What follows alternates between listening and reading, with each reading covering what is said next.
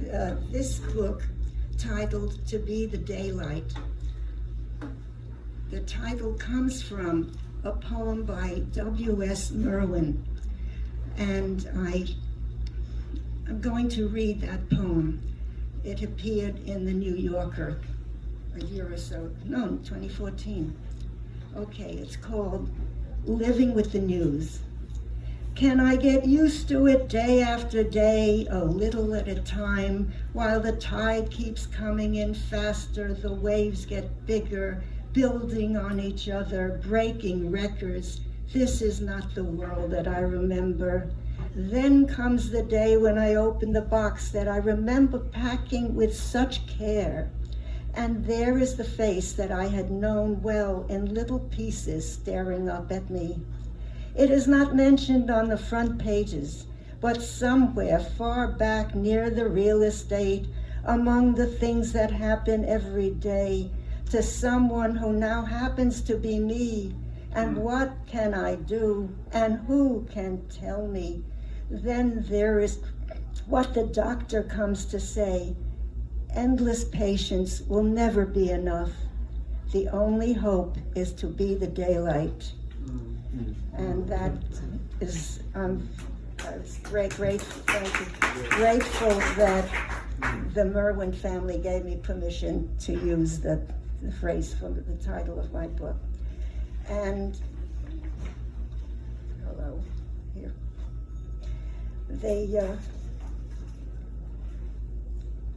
I like to work in various forms, as well as free verse and prose poems. And the first poem in the book is called Ancient Love, and it came about through a notice in the paper.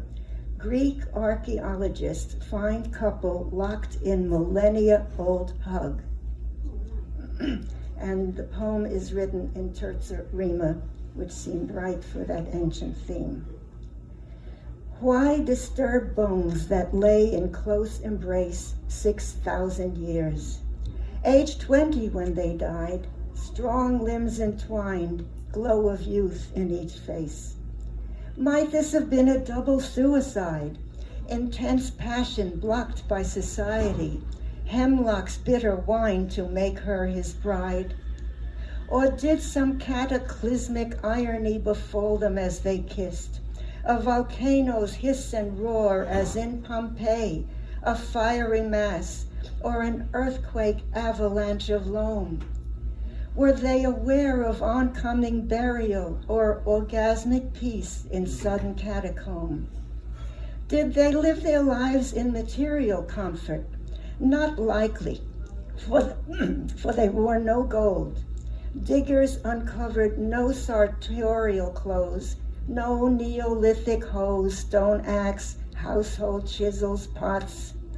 Remains hidden in a cave suggest secrecy, illicit love, not told to anyone in the village, but saved within pulsing vessels feeding the heart. Did they long for afterlife, to engrave their souls as each other's, love's martyrs? Blanket these bones, let them not be parted.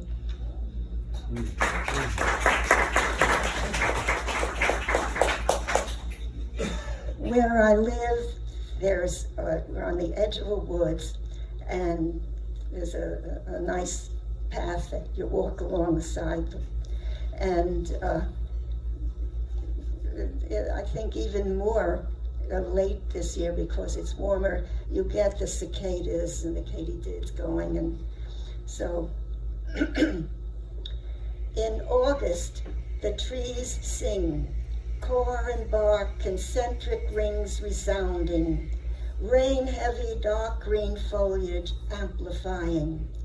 At the edge of the woods, my body tingles in sympathetic vibration. Season of katydids, erotic energies of unseen beings calling, here I am, me, me, me, me, male to female courting. I hear the trees in tune with my senses, held quiet at my desk during hours of rain. Sun drying the road drew me out to breathe scents of moist earth, breeze urging to explore my hair, and sudden dive into an instrument made of sun, rain, earth, wind, wood, leaves, insect membranes, my form a glide in staccato bow.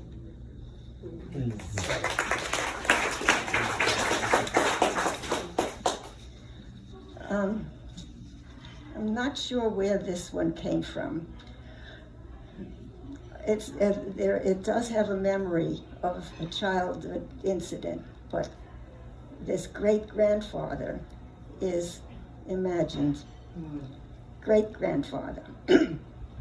He greets children by simply bending his knees so they speak face to face. I am 4 years old and very serious. A worm alive in my half-eaten peach has happened to me. This man brings scents of wood, tobacco, wool, and plain soap. His vest's leather buttons gleam like owl eyes. He's read every book in the world, tells how the worm chose a fragrant swinging nest, blossom petals rolled up like window shades, the seed's kernel drank gifts of leaf and root, until ripe peach enfolded the worm who, ousted by my gouging bite, lifted its black greedy muzzle into hot sun, wriggled down across my hand, crawling slimy wetness over dimpled knuckles, and with our barely devoured fruit, fell to earth. I'm crying, running. He leads me to an orchard, reaches for another rose globe of peach. With his thumbs, opens it into 2 round, perfect halves. The tree's long curved leaves toss like breathing. He eats 1 half. I savor the sweet tart flesh of the other.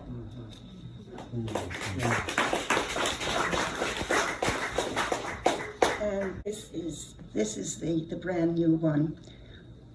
Alive and in use, poems in the Japanese form of haibun. So what's a haibun? It is based on the 16th century poet Basho, who wrote this travel diary, prose and interspersed with haiku. So it's a prose section that links to a haiku. This one is called September's First Monday, and it won me $50. Don't tell the IRS. September's First Monday. Careful not to stumble on thick green sod, I stop and slowly bend to pluck a dandelion, still yellow, among dozens with globes of blow-away seeds. Holding the rubbery thread of stem between thumb and forefinger, I inhale scents of grass and earth cleansed by last night's rain. Sun-warmed downy petals stroke my cheek, the flower's crown wobbles, and the haiku, fontanelle pulse in the cup of my hand once.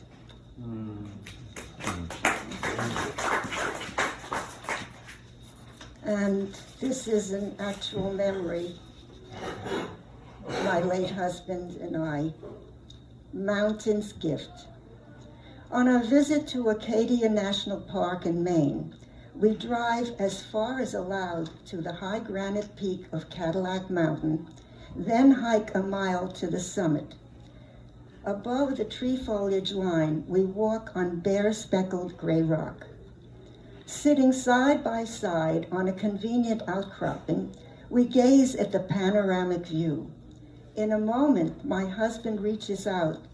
A small plant seems to sprout directly out of granite. He plucks the sprig, hands it to me like a love bouquet, and we nibble the half-dozen small wild blueberries. And the haiku, hidden wiry root, sweetness again. And another about my husband, and this is very true, just as it happened. It's called Dreamers. In the dream, my husband says he wants to leave me, and nothing I say to charm or to threaten can change his mind. He's adamant, unsmiling, even contemptuous. We're driving home and I shout, "Stop the car, let me out." He shrugs and applies the brake. The landscape is a flat brown desert stretched to a clouded horizon. I wake up, afraid there's some truth in the dream, and hear him saying unintelligible words in his sleep. Is he dreaming about leaving me? I shake him awake. What are you dreaming? Nothing. Yes, you were talking in your sleep. I dreamt that you were leaving me. Please don't ever leave me. I won't, but I have to right now to go to the bathroom. And a haiku, a border checkpoint, no ASL dictionary. In other words, two different languages. This one is called Saratoga Springs Encounter.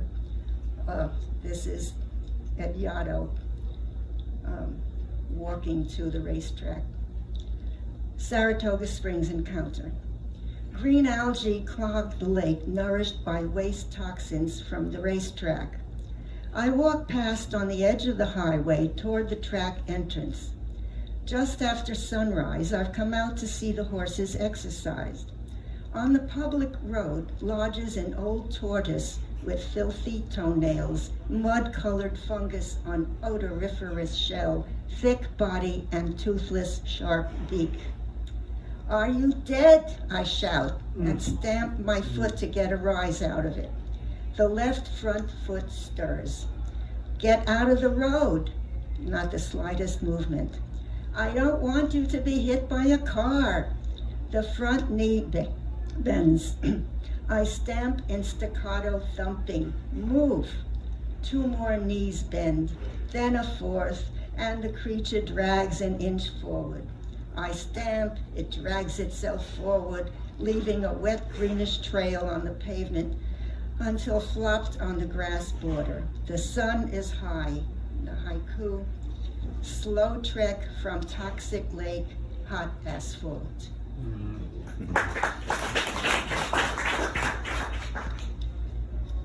In Connecticut, there is Guilford Lake, where we rented a bungalow on the shore of the lake one summer.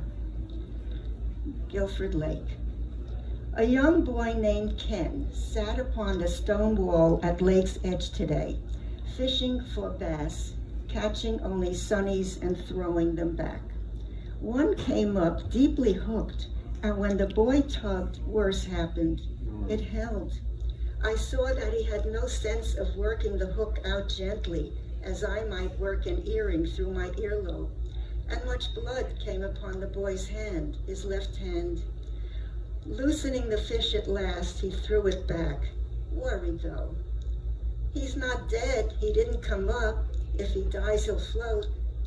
"He'll heal," I said, almost sure of this, telling myself you can't pity every damn thing that somebody hurts in this world. But I didn't like to see the boy left with a bloody hand. "Do you want me to get you some water to wash that, or do you want to put it in the lake?" I gave him a leading question of choices. The haiku, swirl of red on green current, mouths wide open. Meditation during an Arctic front. When the snow went on, you may remember one year. Once my beloved and I walked on a beach through white mist, knowing the sea beside only by reverberating crashes of surf, the sand by crunch underfoot.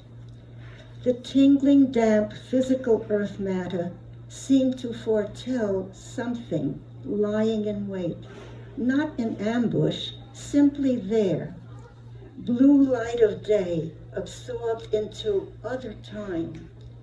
Today's white field echoes another I pre-remember, as a well-planned mystery story will present a final revelation. Aha, the perpetrator, surely known all along. That whiteness waiting to welcome. Thank you.